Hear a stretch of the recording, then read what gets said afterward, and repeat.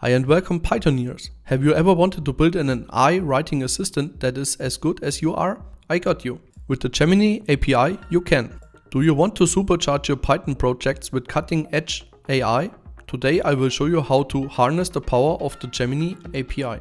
We will grab an API key from Google Studio, dive into the essential code, and then we will even create a ready-to-use class that is uploaded in my GitHub, link in the description. Finally, we will explore the amazing possibilities the API unlocks. Get ready to level up. Let's first grab an API key to get access to the Gemini model. Go to ai.google.dev in the browser and press the button Get API Key in the Google AI Studio. This will open the AI Studio where you can create a new project and grab an API key or multiple API keys. When you press the button and you see a list of countries like shown now, Google doesn't offer the Gemini API in your country. You can use a VPN to bypass this. But back to the studio. Here we need to agree the terms of service and then we can create a new key for our project. For this, just press Get API Key in the top left. Here, when you now press the button Create API Key, Google wants you to choose between your projects if you already have some or if you want to create a new one. If you press Create API in New Project, Google creates a new project called Generative Language Client for you. Here will the key be stored and you can access it later again. Now copy the new key to your clipboard. Before we jump into the code editor, some additional information about the option of usage. The large language model Gemini 1.5 Pro is currently free for personal use and research with limited requests. This is also the model we use in the video soon. Starting on 2nd May, there will be a pay-as-you-go commercial version of the API with less limitations. To be honest, I currently don't know if the free plan will stay, but I hope so. Pre-work is now done, let's get coding. On the website there is a Python demo for Google Colab, but I will use VS Code today. There I created 3 files, an .env file to store the API key, and Gemini.py for the basic code, and a main.py file where I show you the usage of the class we create later. Let's start by storing the API key in the .env file. I call the constant Google_API_key. Let's switch to the Gemini.py file and start exploring the basic code for the usage of the API. Because we stored the key in the .env file, we need to import os and load .env from .env to use it. .env also needs to be installed. We can install it for example by using the command pip install python-env. This normally just takes an iblink. The command is included in the GitHub repo and in the video description. The next step is to import the Google.Generative AI module. I import it as GenAI for easy usage in the code. And then install it like pip install Google-Generative AI. This may take a while. The command is also included in my GitHub repo and in the video description. Check it out. To use the load_.env function, we need to initialize it. And then we can start initializing the model we want to use. For this we create a model variable and write to it by using the GenAI.Generative class, in which we enter the string Gemini-Pro, or you could also use the Gemini-Pro-Vision model if you want to work with images. Currently these are the only 2 available models. More info in the documentation step in the end of the video. Now let's load the Google_API_key from the .env file into a new Python constant also called Google_API_key. We do this by using the getEnv function from the os module where we enter the variable string inside we created earlier in the env file.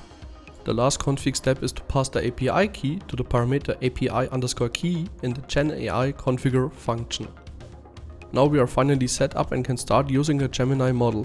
For this I create a function called prompt, where I create an input variable inside. Here I can enter the question as a string for the request. Then I can create a response by using the generate_content function from the model. Here I pass the variable input as parameter. So now our first request to the model is created. To see the response after executing the code, I use a print statement where I pass the response.text to, and then I return the full response from the function to use it later in a variable. Here a hint, you can check out the documentation for more functions under the link ai.google.dev/tutorials/Python quickstart. We are ready to execute our first request now. I create an if main block and run the code. This will shoot the request to the API and then the Gemini model will create the response for us. Now that my prompt was "How are you today?" we get a stupid robot response telling us it has no feelings. Yet. As you shouldn't use code like this in your projects, I thought it would be a great idea to create a reusable class for this with you. I would use it some kind like this in my projects. For this I create a new class called Gemini AI.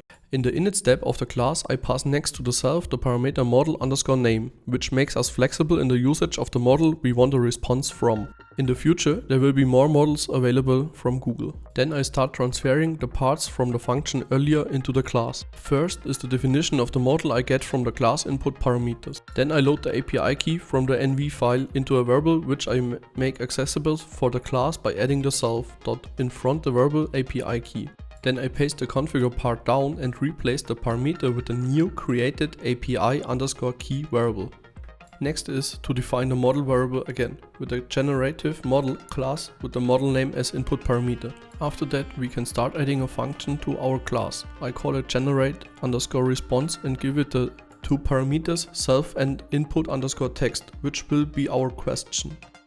Then I add a helper text into triple quotes that says generate a response using Gemini model. In the function we now do the same like in the non-class function. We create a variable response and add the value of the generate_content function with the input as input parameter. Then we return the full response. And voila, our class is now ready to use. I clean up the code and then we can jump over to the main.py file, where I will use this class in a small demo. Here we now import our Gemini AI class from the Gemini file. Because we made the used model flexible, we need to define which model we want to use. For this I create a variable model_name and set it to the string Gemini-Pro. Then I initiate our class Gemini AI with the input of the model name and bound it to the variable your_AI, or should it have been my AI. Then I create a small helper function called response with an input. Here I return also the full response from our AI generate_response function with the input as input text. Then I create again a small if name equals main block where I execute the function with the same input how are you today. Now let's run this twice. First time I want to get the response text back and second I want to see the full response. The first is the same robotic non-emotion response. The second gives us the full response where we can see a bunch of more informations we could also use in our project. For example, you will see how many tokens your response took. This will be helpful to store somewhere when the pay-as-you-go model starts and you try to make follow-up conversations or a chatting feature to the model. Wow, hard work until here. I hope you found what you were looking for in this video. Now welcome to the last step, where I give you a quick intro to the documentation. In the quick start documentation we see a short overview what we could do with the model. Unfortunately, Google just explains it by using it in a Google Colab environment, so we always need to adjust the code for usage in the editor. I showed you already the first steps in detail, like grabbing a key, choose a model or generate a response. Like I said, currently you can choose between the models Gemini Pro and Gemini Pro Vision.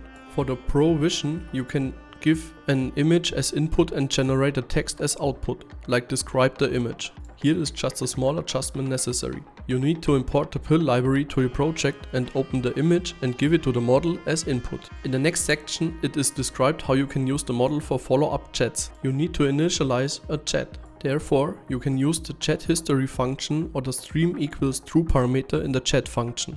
Then we find some more information about advanced use cases like enabling the safety settings to your response or to encode your requests. Dive into all topics here would extend the video too much. If you have a question and can't figure it out, just leave me a comment below the video and I will try to help you.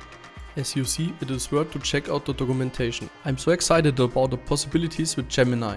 If you build something cool with the API, share it in the comments below. I would love to see what you create. And for more projects and tutorials like this, subscribe to my channel and become a part of our growing AI community. Thanks for watching and see ya!